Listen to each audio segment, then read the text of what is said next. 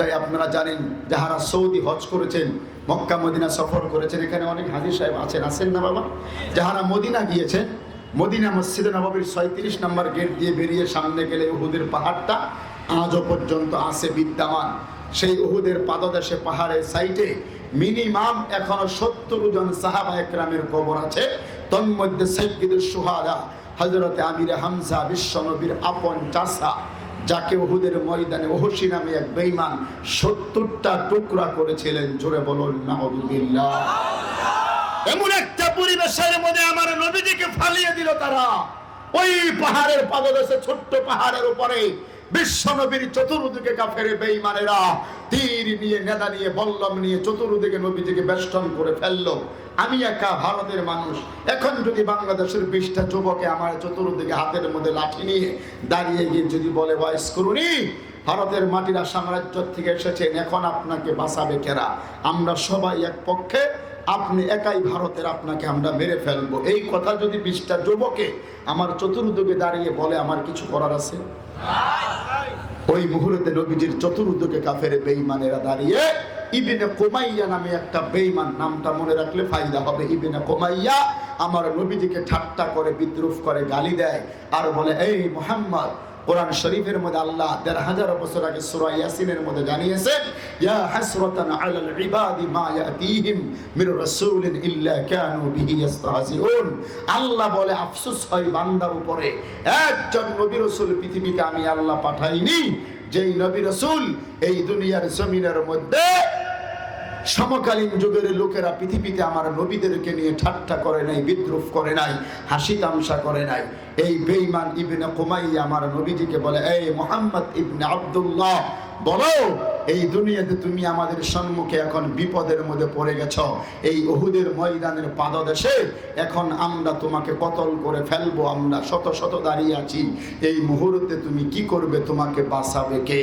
ও বাংলার মুসলমানেরা, বুঝে থাকলে বলুন, সেই পরিবেশের মধ্যে আমার নবীজিকে বাঁচানেওয়ালা মালিকের নাম আল্লাহ। এই আওয়াজের লফজে আল্লাহ হর হালমে পুর হতে হে, এই শব্দটা পুর, পুর বাড়ি বুঝেন তো আরবি গ্রামার অনুযায়ী?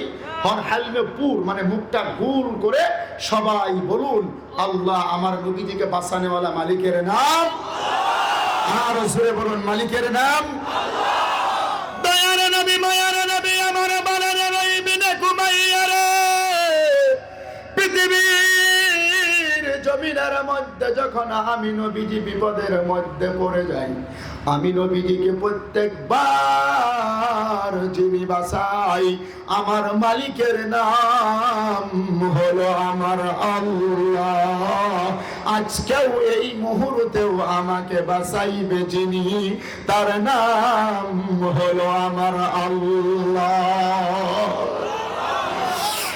নবী আমার বলে দিলেন, ওরে ইবনে কুমাইয়া রে, কিন্তু যদি আমি নবীজিকে আমার আল্লাহ পৃথিবীর মাটিতে শহীদ হওয়া যদি পছন্দ করে, অ্যাটেনশন প্লিজ ভাই, আমার দিকে তাকানো, কোনো দিকে নজর নাই।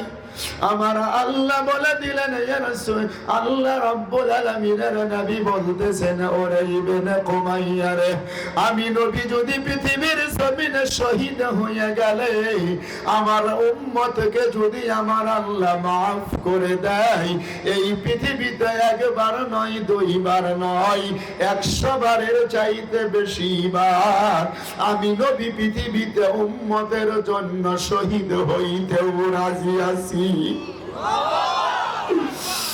এই কথাটা বলার লাগে লাগে এই ইবনে কুমাইয়া কাফের বেঈমানদের সরদার উহুদের ময়দানের মধ্যে নবীজিকে তীরে মারার জন্য হুকুম করে দিল। গো মুসলমানেরা, চতুর্দিক থেকে একের পর এক বৃষ্টির মতো নবীর উপরে যখন তীরগুলো ওরা ছুড়তে শুরু করে দিলেন, আল্লাহর নবীর সঙ্গে মাত্র একজন সাহাবা দাঁড়িয়েছিলেন, যার নাম হযরতে আবু তালহা। চিৎকার করে জোরে জোরে বলুন সুবহানাল্লাহ। নবীর এই সাহাবী আবু তালহা নজর করে দেখে, গো এই তীরগুলি যদি আমার নবীজির শরীরের মধ্যে যদি লেগে যায়, আমার নবীজি পৃথিবীর জমিন থেকে বিদায় হয়ে যাবে। না না না, আমি আবু তালহা পৃথিবীর মাটিতে বেঁচে থাকতে আল্লাহর নবীর শরীরের মধ্যে একটাও তীরের আঘাত লাগতে দেব না। দয়ার নবী মায়ার নবীকে এরকম করে বুকের মধ্যে আনজায়া, আনজায়া বুঝেন তো বাবা? আনজায়া কি বলেন আপনারা? পাঞ্জায়া, পাঞ্জায়া এরকম করে নবীকে বুকের মধ্যে পাঞ্জা দিয়া ধরিয়া যেই দিকে দিকে বেঈমানের তীরগুলো ছুড়ে দেয়, হযরতে আবু তালহা ঘোরান দিয়ে নিজের পিঠটাকে ওই তীরের সামনে তুলে ধরে, চিৎকার করে জোরে জোরে বলুন সুবহানাল্লাহ। পৃথিবীর বাংলার মুসলমানের আগে নিজের এই জাহানটাকে মদিনার জমিনের দিকে ঘুরিয়ে দেন রে বাবারা। নিজের দিলের কানটা খুলে কথাটা শুনে যান, রাতের বেলায় একটার পরে একটা করে করে যখন যুদ্ধের তীর গুলি আবু তালহার পিঠের মধ্যে লেগে লাগতে থাকে, ওগো আমার ভাইরা, আর রাহিকুল মাখতুম নামক নবীজির জিন্দেগির এই কিতাবের মধ্যে লেখা হয় কমপক্ষে ৮০ থেকে ৮২টা যুদ্ধের তীর আবু তালহার পিঠের মধ্যে লেগে গেছে। জোরে জোরে বলুন সুবহানাল্লাহ। ওগো পৃথিবীর বাংলার মুসলমানের আগে এই বিনে কুমাইয়া বেঈমানটাই নজর করে দেখে একটা তীর তো আমার নবীজির শরীরের মধ্যে লাগে না। হাতের মধ্যে বল্লম, বল্লম বুঝেন তো? খন্তা, শাবল, লোহা দিয়ে লম্বা করে বানানো হয়, যুদ্ধের ময়দানের জন্য ব্যবহার করা হয়। ইবনে কুমাইয়ার হাতের মধ্যে বল্লমটা ছিল রে বাবারা।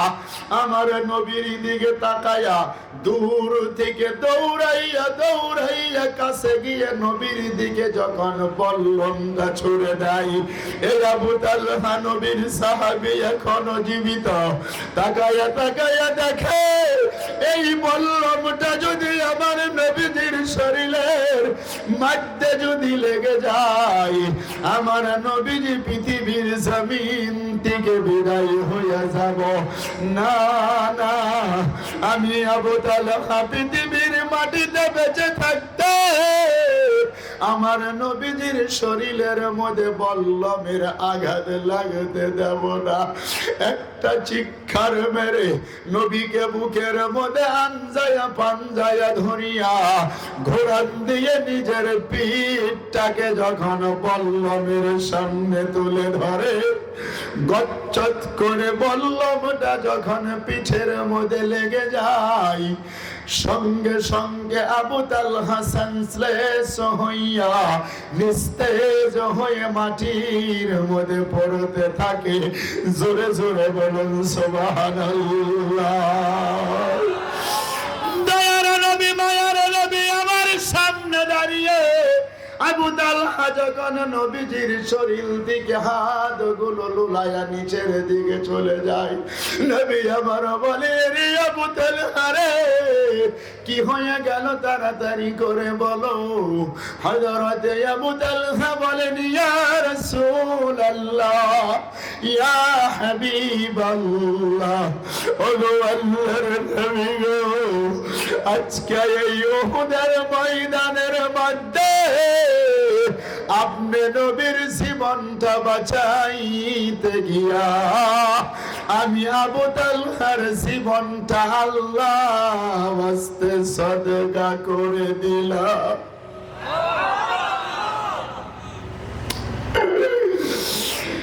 নবী আমার বলতেছেন, আবু তালহা রে,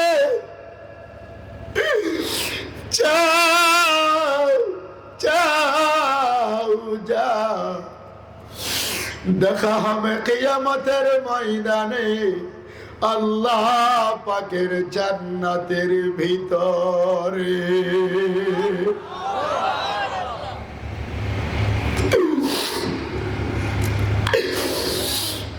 পৃথিবীর বাংলার মুসলমানেরা গো,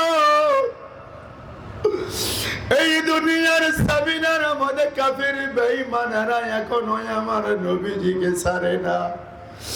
এই বেঈমানটা নজর করে দেখে নবীজির শরীরের মধ্যে তো বল্লমের আঘাত লাগে নাই, খাফ থেকে তলোয়ার বের করে আমার নবীর মাথার মধ্যে লোহার টুপি পরিধান করা ছিল রে বাবারা।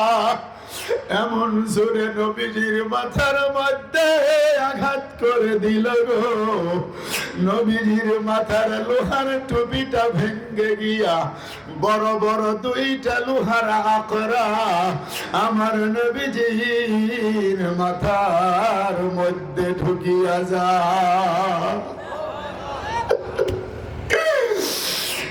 নবী আমার এরকম করে দুখানা হাত কপালের মধ্যে দোলে এনে চোখের সামনে নবীজি নজর করে দেখে গো, আল্লাহর নবীর মাথার রক্ত দিয়া নবীজির দুইখানা হাত বুঝাই হইয়া গেছে। আমার নবীজির মাথাটা যখন ঘোরান দিয়ে দিল, আল্লাহর নবী বলে রে ইবনে কুমাইয়া রে, কেন রে তোরা আমি নবীজির বললি? তোরা কি জানো না, জানো না এই পৃথিবীতে আমি নবীজির মাথার রক্তটুকু মুছে দেওয়ার জন্য এই দুনিয়াতে আমি নবীজির মা নাই, বাবা নাই। কেন রে তোরা আমি নবীজির বললি? ওগো পৃথিবীর বাংলার মুসলমানেরা গো, আমি ইহুদের ঘটনা বয়ান করার জন্য কথাটা তুলিনি। আল্লাহ জাহানে দিয়ে দিল মক্কার কাফির বেঈমানেরা আমার নবীজিকে পৃথিবীর জমিন থেকে বিদায় করে দেওয়ার জন্য যতগুলো প্ল্যান এস্টিমেট হাতের মধ্যে নিয়েছিল, কিন্তু এই দুনিয়াতে আমার নবীজিকে আল্লাহ বাঁচিয়েছেন। ঠিক কিনা বাবা জোরে কয়? 3 নম্বরে আমার আল্লাহ বলে দিলেন নবী গো, আমি ইখরুজুকা খরাজা ইখরিজু মানে দেশ থেকে তাড়িয়ে দেওয়ার প্ল্যান হয়ে গেছে। এই মক্কি জিন্দেগিতে আপনাকে ওরা দেশে থাকতে দেবে না, এই মক্কার জমিন থেকে নাগরিকত্ব বাতিল করে আপনাকে ওরা দেশ থেকে তাড়াইয়া দিতে চাই।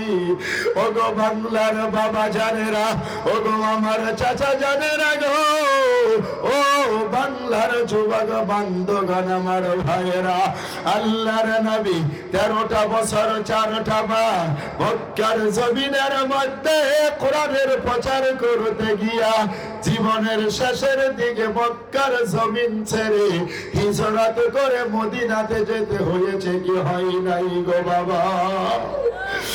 ঠিক এমন ভাবে পৃথিবীর জমিনের মধ্যে আল্লাহর নবী বলে আল উলামা ওয়ারাসাতুল আম্বিয়া, এই পৃথিবীতে আমি নবীজির ইলমে নবুয়তের উত্তরাধি করে হযরত উলামায়ে কেরাম হযরত আলিম উলামাদেরকে আমার নবী ওয়ারিস বানায়া গেল। আমার নবী বললেন আল উলামা উম্মতি কাআম্বিয়া বানি ইসরাঈল। নবী আমার বলেন পৃথিবীতে আমি নবীর উম্মতের একজন উলামায়ে কেরাম বনি ইসরাঈলের একজন নবীর সমান মর্যাদা আল্লাহ পাকের কাছে। জোরে বলুন সুবহানাল্লাহ, আরো জোরে বলুন সুবহানাল্লাহ। নবী আমার বলে দিলেন পৃথিবীর মাটিতে আমি নবীর উম্মতের একজন হক্কানি উলামা বনি ইসরাঈলের একজন নবীর সমান মর্যাদা আল্লাহর কাছে আছে। বাবা ও বাংলার ময়মন শাহী জেলার মুসলমানেরা, আমার এই কলিজার মধ্যে, এই জাহানের মধ্যে হাজার হাজার কথা ঘুরপাক করছে, আমার এই জাহানের মধ্যে শত শত কথা এসে ঘুরপাক করতেছে বাবা, কিন্তু কিছু করার নেই। আমি কি করব? এখন আমি যে টাইমটুকু আপনাদের কাছে থেকে নিয়েছিলাম, আমি একজন আলিম দ্বীন হিসাবে, দারুল উলুম দেওবন্দের একজন ছাত্র হিসাবে, বুজুর্গ দোস্ত, আমি আমার ওয়াদার খিলাফ করতে পারি না, হতে পারি না। অলরেডি 45 মিনিট সময় আমার প্রথম থেকে নিয়ে চলে গেছে।